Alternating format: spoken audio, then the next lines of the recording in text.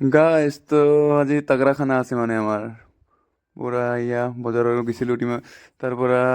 মাংস লৈ আনিলোঁ আমি এটা ভাজা ভাজি চলি আছে এইফালে পিঁয়াজ চিয়াজ এইফালে পুৰি পেলাই চাকনা বনাই থোৱাই আছে এইফালে চব বস্তু ধুই ধুৱাই ৰেডি মছলা তছলা কাটা হৈ আছে এইফালে পিঁয়াজ তেলত দি দিছে নিৰণ পূৰা এইটো আগতে বুক জুৰিটো ফ্ৰাই হ'ব বুকৰ মাংস এইটো গাহৰিৰ তাৰপিছত ইয়াৰ পিছত নেক্সট পেটু মিক্স হ'ব এইটো 4 কেজি এইটো ধুনীয়াকৈ আমাৰ ফ্ৰাই হৈ গ'ল এতিয়া খালি খাৱাহে কথা আৰু অলপ ছাইডত খাম মানে অলপ খালোৱে খাৱা যায়ে আছে মানে অলপ অলপ